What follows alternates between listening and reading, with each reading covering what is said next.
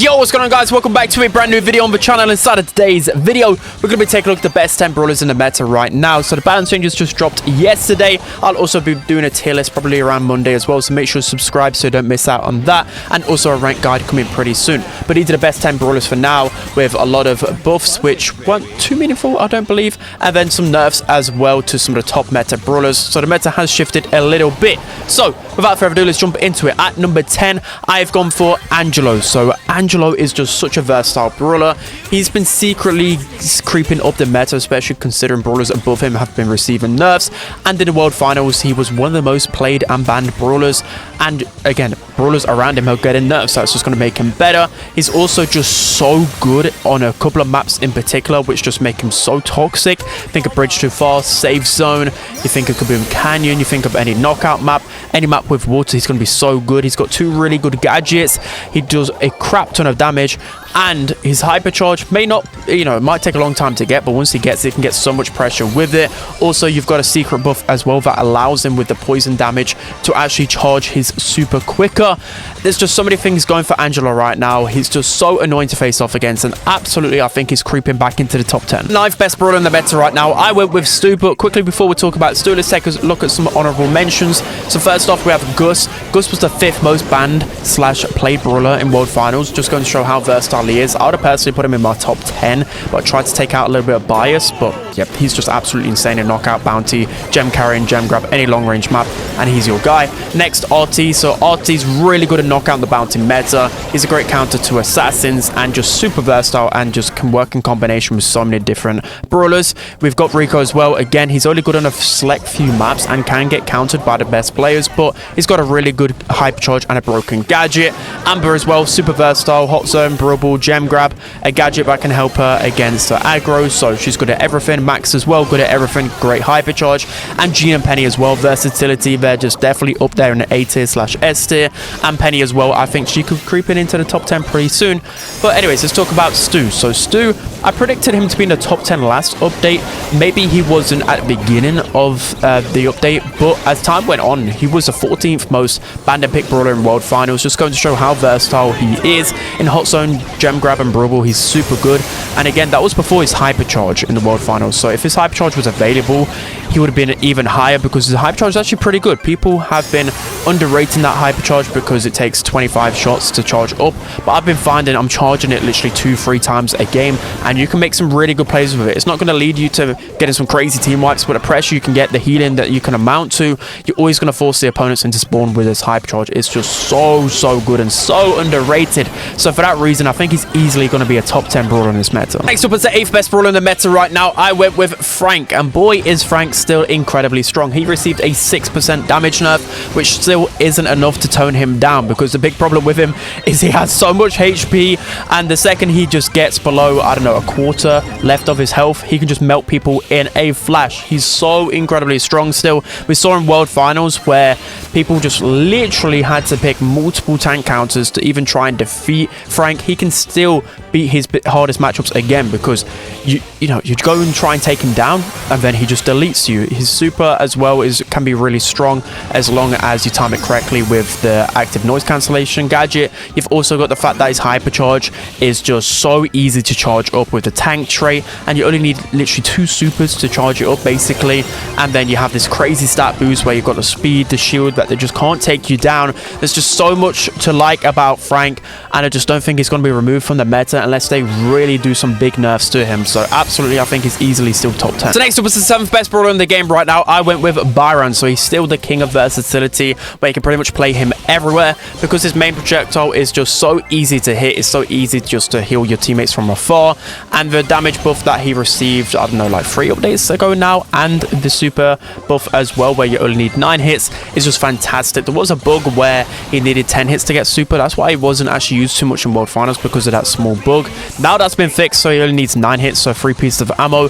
But then there is a small glitch with his booster gadget. I don't know, there's a lot of glitches with Byron, but anyways, I still think with that glitch, he's easily a top 10 brawler in the game. It's just so hard to take him down. Even assassins really struggle because of how quickly he can charge his super. So yeah, he's absolutely near enough top 10 in my eyes. he's still dominating the meta. Now jumping into the 6th best brawler in the meta right now, I've gone with Serge. So even though Serge received a hypercharge rate nerf, so he needs 5 supers to get his hypercharge, I still don't think that's going to be enough to shove him out the top 10. I still think fundamentally without his hypercharge, he's such a strong brawler. He got so many buffs where it just accumulated over time, and then he just dominates in a 1v1 scenario. The crazy thing about Serge is that he's got really two strong gadgets. The power shield gadget is so broken, especially against the casuals. Like, they just hit you when you've got that shield active, and then you get another 2 shots. You've got a super that can stun in combination with a hypercharge, which is incredibly strong if you know how to use it correctly. And I'm still finding myself getting 2 hypercharges a game even with this nerf. You think of tank counters out there, Serge is one of the best, and noobs are always going to feed Serge. So absolutely with ease, he's going to be a top 10 brawler still. Now we're jumping into the best 5 brawlers in the game right now, starting off at number 5 with Daryl. So Daryl is still absolutely cracked in the meta right now. Main reason being is because he also got a hypercharge. He didn't receive any nerfs, which I'm surprised about. He received a nerf a couple of updates ago, which basically nerfed his supercharge rate from basics, but that was nowhere near enough. Still, the fact that you get 2 supers on top of each other when you just charge up 1 is crazy. And then the fact that you get so many knockbacks, you know, sometimes you can knock back 2 people with 1 super anyways, so imagine that you get like 3-4 knockbacks maybe with Daryl in the space of a matter of seconds, which is just crazy. And then you've got the hypercharge on top of that. Even though it's not a good hypercharge, the stat boost is still going to be really good. You know, you pair the damage reduction shield you get with a star power or just a roll in general, and then on top of that the shield boost with the hypercharge.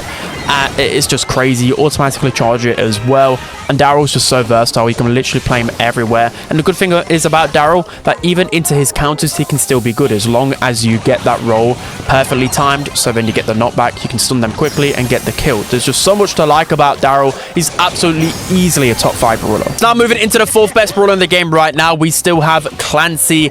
So I know I predicted his fall off a couple of months ago, but boy was he broken in World Finals, and boy, people have just learned how to easily charge up his super.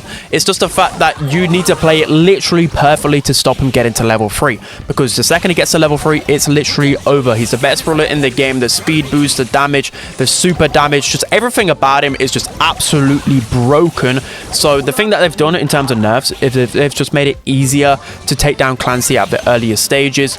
But still, I don't think that's the biggest problem. The biggest problem is still when you get to that level 3. Of course, he's supposed to be good when he gets to level 3, but not this good. You just take over the map entirely. You can 1v3 with him, essentially, because you can't touch him when he has his super. He literally deletes everything. So, although I don't think he's like the best brawler in the game, I still think he's got absolute potential with that level 3. As long as you don't put him up against some of the really bad matchups, he's always going to have a good time. So just playing Clancy on like the bushier maps, or where you see tanks more frequently, you know, Brawl, Gem Grab, etc., then you're going to have a really good time with him. So I'm thinking in the future they need to address the fact that he doesn't lose any tokens when he dies, or they just need to make it so it takes more tokens to get to level 3, because once he gets to that level 3, it's just over. So now jumping into the 3rd best brawler in the game right now, we have Juju, and a lot of people are going to be surprised by this, but hear me out. A lot of people were surprised by the likes of Angelo and Melody when they were first released, because it took a while for them to develop and get into the meta. But once you start to learn how to play a brawler like Juju, trust me, you'll realize just how powerful she is. So one thing to note is that you can't just play Juju like on a map without grass, for example, because that's what you need to abuse with Juju. You need to abuse the extra range. You literally have more range than Piper. That's just how good this shot is, and you need to use that so you stop people getting closer to you, and that allows you to build up your super pretty easily. Then you've got Grigri, who isn't like the most craziest OP super, but against assassins, really strong. And it's just a fact as well with his slow start power. Once Grigri gets 1 shot, it's pretty much over for them. So that allows you to slow them. Then it allows Juju to actually hit some shots onto that brawler. Then you can just start this cycle of just infinite Grigris, which is just insane. You've then got 2 really good gadgets. You've got the Voodoo one, which combines all elements, that can be really good at charging up super and just helping with the slows. Then you've got the one that gives you free invisibility when you're in grass, I believe, and you get a damage reduction with a click of a button. Like, a thrower to have this much versatility is absolutely scary. And again, people don't think that Juju is good because you can't just go into a game and just team wipe absolutely, but because of her versatility and what she's able to do on the map and how hard of a kill she can be once she gets Grigri going, it's just so many things combined. I think easily she's a top 5 brawler right now, but people are really sleeping on her. Now jumping into the second best brawler in the game right now, I went with Mo, so I just can't see a world right now where he's outside of a top 5. Even with the projectile speed nerf, his damage is still absolutely insane. And again, he got a damage nerf, 7%, 22% nerf to his projectile. I just don't think it really touched him whatsoever because, again, just the mechanic around him, the fact that you can wall peek so easily is just crazy. The damage as well is just so inconsistent, so it's just hard to like juke out his shots and just know how to stay out of that maximum damage range. And then you've got the fact that his super is just mind-blowingly crazy OP. I just can't. It's so frustrating, right? There's just so many brawlers when, I don't know, say like a Primo's jumping on you or an Edgar or something, you have some way of countering it, but if Mo uses his super, the knockback is insane, and then by the time he's knocked you back, he'll just delete you instantly. Especially any brawler around like 5k HP, it's literally over for them. And then he has another super available straight away. There's just so much mechanically strong. There's so much to go into about Mo. I'll just be here all day if I was waffling about how good he was. Again, he probably deserves a Larry and Laurie treatment in terms of just so many nerfs. Same with Charlie as well. He needs a lot more nerfs to tone him down. There's so many good things about him. So now jumping into the best brawler in the game right now, I've gone with Kenji. And boy, did the nerfs to Kenji do absolutely nothing. So they nerfed the shield star power, going from 90% damage reduction to 60%, which was at least something, right? And then you've got the fact that his supercharge rate did get nerfed, but that only changed like one interaction, where essentially if you super 2 people, you would need 3 shots instead of 2 shots, but that's a rare occurrence. And I still think just because his main attack can literally pierce for opponents, I just still don't think that's too much of a problem in my opinion. His healing gadget is still a big problem. Again, there's just so many things just so strong about Kenji. I could go for hours and hours talking about how strong he is. His reload speed is so incredibly fast. The fact that it only takes 5 seconds to get that shield back is crazy as well. You've got the fact that his super pretty much is unavoidable. I swear I get hit by the super every single time. It's just not clear enough in terms of how to juke it. Again, the only way I've found to juke it successfully if you're literally hugging a wall. Other than that, it's pretty much impossible. You've then got the fact as well, when he lands, it's really hard to predict where he is, because there's actually like a glitch right now where if you continue moving the analog stick, he will move after his super. So it's just impossible to know where he lands as well. His super just does so much damage. It heals as well. There's so many things in combination that make Kenji absolutely insane. He can cycle through to supers so quickly just through his basics. Yeah. Again, I could be here for days. He's absolutely a top 2 brawler in the game right now, and the pros were abusing him. Again, there are some counters to him, you know, like a few tanks and whatever, but still, it takes a lot to really take a Kenji down. And again, like, it's just down to the player. If you're a good Kenji, you can just easily abuse even the hardest of matchups. So that's going to be it for today's video, guys. I hope you enjoyed. Let me know who you think are in the top 10. I think this is pretty accurate. I don't think, personally, the balance change has really shifted up the meta too much. I think the meta is somewhat balanced because there's a lot of options you can go in a lot of different maps and whatever, but still there's a couple of outliers that I think the top 4 brawlers, again, do need some big nerfs. But yeah, that's going to be it. I hope you guys enjoyed. Don't forget to like, comment, and subscribe, and I'll see you guys next time.